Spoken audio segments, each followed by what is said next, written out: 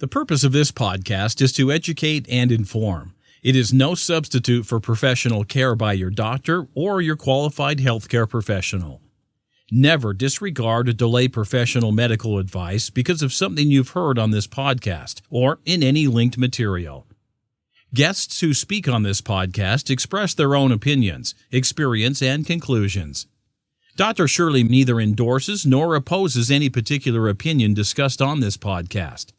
The views expressed on this podcast have no relation to those of any academic, hospital, practice, institution, or other entity with which Dr. Shirley may be affiliated. Welcome to Forever Fab, the podcast on fashion, the art of living, and all things beauty.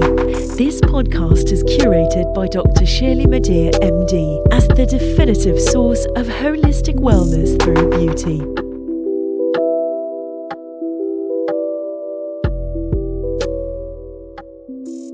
Combination of number one, technology, bringing technology more to the forefront will make it easier for consumers to be able to discover and shop for products that are right for them. You know, be it the right color or the right texture or ingredient wise. So I think technology should play more of a role, especially also now with the fact that even though stores are opening, you can't really test products either. True. So again, it goes back to technology and finding safe ways. And I think that in line with this conversation about, asking the hard questions and wanting to know about the products themselves and their journey, the transparency, wanted to know more about that. I think that we need to do a better job at regulating ourselves. And we're starting to see the industry be more open to talking to legislators and Congress about updating the FDA ruling where it comes to cosmetics, which hasn't been done since the 20s, I think. Yeah, I was going to say it hasn't been a long time. I think that all these things, policing ourselves, right? Policing ourselves as an industry, being more open, embedding more technology to make the consumer choice and ability to select products right for you better. I think that all these things are necessary, and we're starting to see that. Speaking of legislation, what are your thoughts on CBD beauty? CBD beauty. Oh my gosh. So CBD came on. I have to say, I've been in the industry now 20 years, and I don't think I've ever seen, outside of AHAs, I don't think I've seen an ingredient that had so much buzz around it. I know. Right? Like 2 years ago, it was all about CBD. Like everyone wanted to do a CBD product or a CBD brand, and you have a lot of products in that with that ingredient, but I don't think a lot of them are really making money. I think it's been tough for manufacturers in the CBD space because there's not clinicals that I know of. You could not test, right? Yeah. And we're just going based on, hearsay. So it's difficult for those products to really market themselves as a solution. Right. Because they were not tested. Right. It seemed say as that if, again? I think I was going to say, I did say that testing is key. And it seemed as if with those products, initially I was hesitant and I thought, maybe it makes sense, anti-inflammatory, and so many skin conditions have inflammation as their, as the base. So why not? But it seemed as if there was a high point, pun intended, and then it's sort of leveling off in terms of the, excitement for CBD. So I guess they're still around. We'll see what happens. Hopefully there will be the studies, because it does sound interesting and maybe even promising. So I guess we'll just see. The story is not yet completed with CBD. Would you agree? The story is not yet completed, no, but for sure there's a lot of products out in the market, and there's a lot of confusion on the part of the consumer, not knowing, am I going to get high? Right. What's going to happen if I use this product? Is it safe? What's the difference between, full spectrum versus, so there's a lot of questions still out there and misconceptions. So I think we'll have CBD products, but I don't. I think that the peak has already been. Yeah, come and gone. Yeah. So what are you most excited about for the future of beauty? Like in general, what's on the horizon? Please. I'm excited about one of the things that as I said, when I started my journey with Cosmoprof, the indie beauty phenomena wasn't around. Like brands that were in limited distribution were called niche. So we had niche brands. And it was so difficult when I started at Cosmoprof and I created the special area programs to help retail buyers identify what's trending. We were referring to niche brands, and the buyers were interested in seeing them just because they were indicative of trends that were coming to the market, but they weren't really into buying them. And that was always my challenge, right? Like, how do I connect those dots? Because for retailers, helping support a startup business takes a lot of investment, a lot of money. Yeah. But now we've gotten to a point where the indie generation, the indie brands are really driving innovation, and consumers love always trying something new and discovering newness. So I'm excited about continuing to see entrepreneurs come to the forefront and young girls that have cool ideas. And I'm excited about seeing beauty go into sexual wellness and into injectables and beauty from within. Yeah. Because in my mind, beauty is not just, skin deep. It's not just about, what you put on your skin and your hair and the nail colors. I think it is a totality of you. And you and I talk about this often, and I was so excited you came and you talked at our event about the health of your gut, because I think that impacts the health of your skin. Absolutely. And, your passions, right? Your passions and your drive and energy, that is part of your beauty too. So for me, it's a total package, and I'm excited that we're seeing so many founders still come to the forefront with so many ideas, and that we're seeing the definition of beauty evolve and be so much broader. Thank goodness. And thanks to you. Now you, Daniela, are obviously a creator, and you have been given credit and can certainly take credit for the innovations that you created at Cosmoprof. I mean, from the very beginning, even your first job, right, with the Japanese beauty company. I mean, you were helping that company to become and flourish. So you continue to create. So I just asked you about what exciting things are coming in the beauty industry. What are some projects that you personally are excited for in the future? So because we're in the environment that we're in, I am in a business where it's all about people connection. Yes. And we have been on hold now. So we had events that were going to happen in April and then in June. So events are kind of on hold.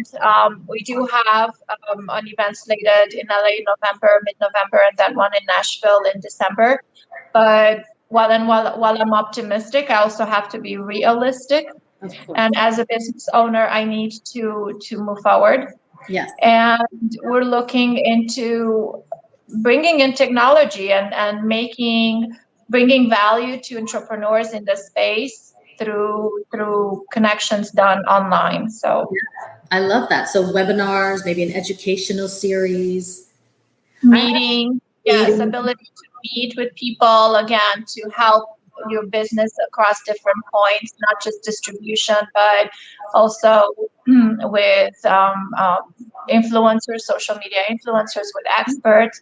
So that's what we're working on right now, trying to find a solution that will use the internet and then will allow for meaningful connections to be done virtually.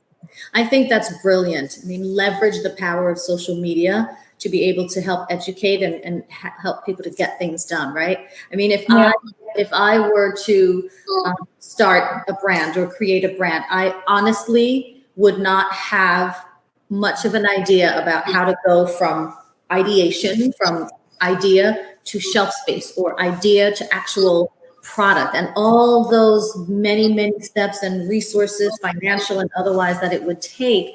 Boy, if there were a course, even if it were over a course of a year, that I could sign up for just to figure that out, I would well be on my way to my 30th successful product by now. Well, so you're invited. You're invited to come down. Yeah, so that's the whole point is, once you have the idea and you started, are you priced right? Did you leave yourself enough margin in there so that you can pay yourself too? Or are you going to give it all to your distribution partners? Right? How are you going to connect with consumers? So that's what we're trying to figure out, how to provide all these solutions and answers to companies that we would work with. Well, I think it's brilliant, as you are. So I'll be in your beta group. Happy to test it. I love you, and I want you to come for sure and join and attend.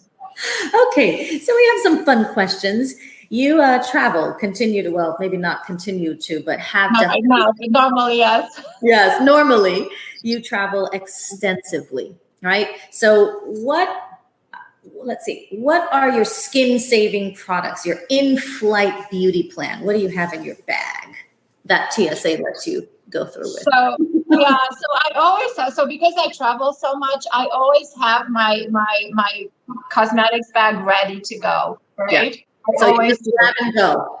Yes. So when I come home, I always know I run out of eye makeup remover, or, I need more cotton pads to clean my skin, so that I replace it and I put it away. So when I travel, as I said, I just open, I do a glance over, and I'm like, okay, everything here. Yeah. I always clean my skin no matter what. I've never had a night where I was like too tired, or I'm not gonna clean my skin. That's my must. I clean my skin every night. So I have always an oil cleanser. Yes. I love those. Me too. And then I love using an exfoliator. I think that after 30, all women should be using an exfoliator. Yeah. Dr. Lily Fan Probiotic has this amazing exfoliator that ever since I've used 4 years ago, I think I've discovered it. I always have it. I use it once a week. It has, it's like a scrub that you first use on your dry skin. Yes. And it has sea salt, and it has three types of vitamin C. So you use that, and then you apply an accelerator, which is a liquid, and that has acid in it. And it foams up, and then you wash it, and your skin instantly has that beautiful glow. So that's who? Dr. who? Dr. Lily Fan Probiotic Microdermabrasion Skin. Wow. Fan, PH. Yeah, so that's one of my secrets. Always, I have that with me. I have an oil cleanser, so those I have. And then SPF. I think SPF is so necessary. So I use an SPF and eye cream. And my favorite eye cream, let's see. Do I have a favorite eye cream? I have the I love the Amore Pacific. Yeah. Yeah, their products are so luxurious. It's so beautiful. It's all about the luxury, the tactile, the scent, the package. Just the whole brand ethos, and it's just like, yes, right? It's like mini spa every time you put it on. Totally. Yes. It's a whole experience. Yeah, from the moment you look at the package and you touch it, you open it, right? You smell it, the texture. It's just, well thought out. So those are some of my favorite products. I'm not loyal. I try a lot of things. I mean, again, because of the role that I have in the industry, I get so many things, and I'm so blessed. I feel like I'm Sephora before they get to Sephora. Yes. My closet is full with products that you probably didn't hear of yet. Wow. So speaking of your beauty closet, what I don't know if it's fair to ask you what your favorites are, but let's ask it a little differently. So in your beauty closet, maybe name one favorite and one thing that's not quite out there yet, and you don't have to say the name if you're not allowed to. So one of the things I've discovered when we did our first edition of Unfiltered is this.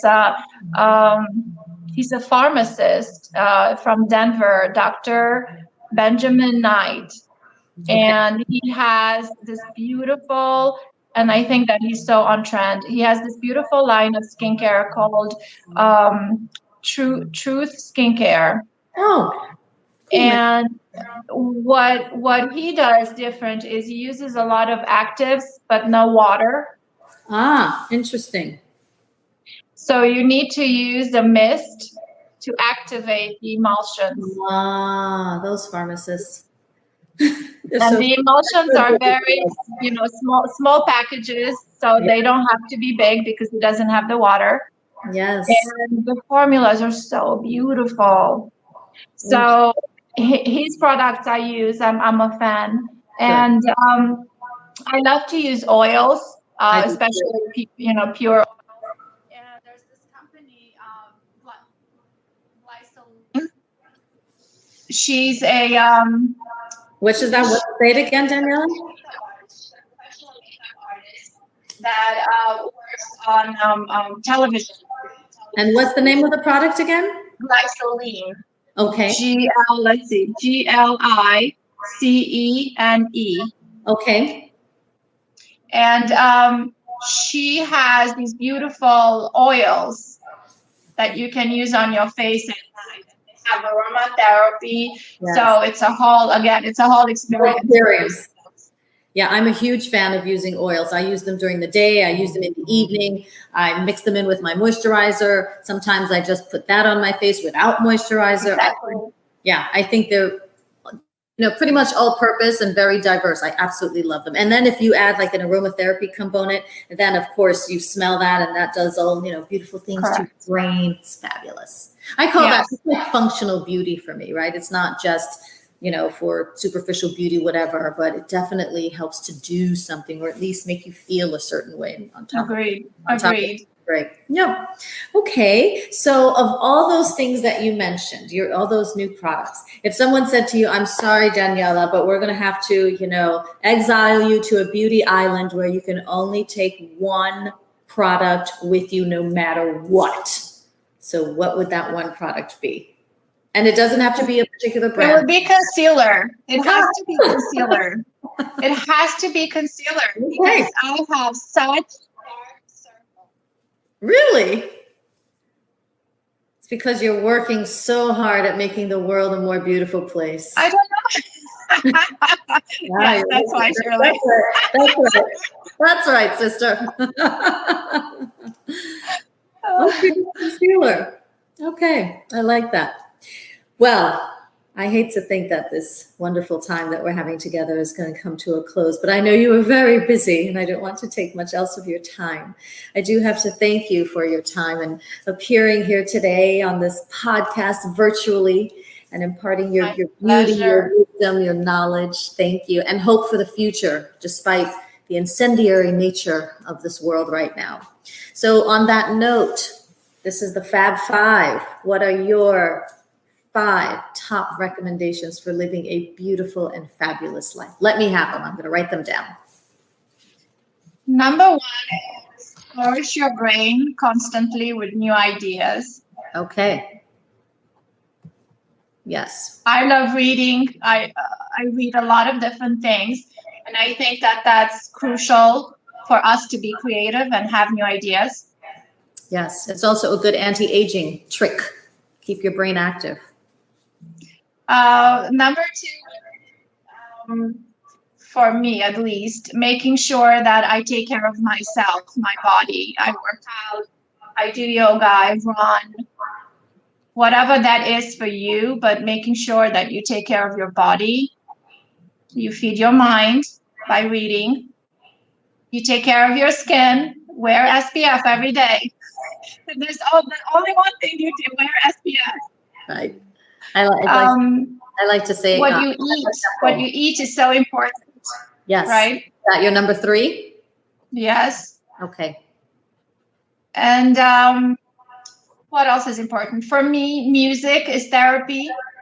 Music transports me, changes my mood. I always have music in the background. Even now, I have soft jazz playing in the background. Wonderful. That's great.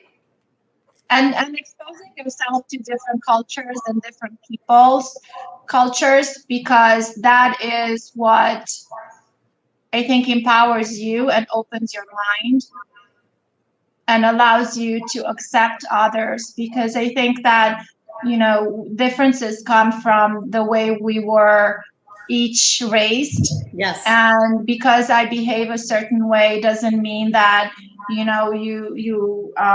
should accept it and understand it, that it's part of my culture, the cultural DNA. And I think traveling really opens up your mind to that. Yes, I would agree with that. And it's, particularly with what's going on these days, you can't help but to think if we just were more, not just tolerant, but accepting of other people and their perspectives and their cultures, that maybe things wouldn't be as... I agree. And opening to learn. I think that when you shut something out because you don't understand it and it's not part of your everyday, I think that's when then you become disconnected. Yeah. There's a lot of disconnection going on, sadly. But I'm hopeful. Unfortunately, yeah. I'm hopeful that everything the actions that people are taking, the positive, peaceful actions that people are taking will help to recreate the dialogue, because the dialogue has happened before with mixed reviews. So I remain hopeful, even though I'm sad. I do too, Shirley. I do too. I have to believe that, things are going to get better, because we've been through so much already this year between COVID and now all of the disruptions that we're seeing and the riots and, all this confusion and racial, tensions that are happening. It's not healthy. And this is just happening in 5 months or. Right. To put it briefly, none of it is beautiful. But as you mentioned, we are hopeful, and we constantly will just strive to find the beauty in all things. So Thank you, Daniela, for showing us how to do that from your perspective. I appreciate your time, and I'm really honored to be your friend and to have had you as a guest on this podcast. Thank you again. Thank you so much for inviting me. I had fun. My pleasure. Absolutely. Soon come. Thank you, my beautiful audience, for listening to this week's episode of the Forever Fab podcast, The Future of Beauty, Shifting Paradigms and Changing Attitudes. It was my interview with Daniela Chokan. If you like this episode of the Forever Fab podcast, please share it and subscribe to the feed. And for holistic beauty tips or to set up an appointment with me virtually to discuss strategies to come back stronger and more fabulous than ever, go to elementsandgraces.com and sign up for my newsletter. And for an online consultation on time, anytime, and your time from the comfort of your own home, visit clicklift.com for your wellness, plastic surgery, and beauty questions on the go. Thank you for listening to this week's episode of the Forever Fab podcast. Until next time, stay beautiful inside and out. Thank you for listening to this week's episode of Forever Fab, the podcast on fashion, the art of living, and all things beauty, curated by Dr. Shirley Madeir, MD. Live beautifully and help make the world a more beautiful place.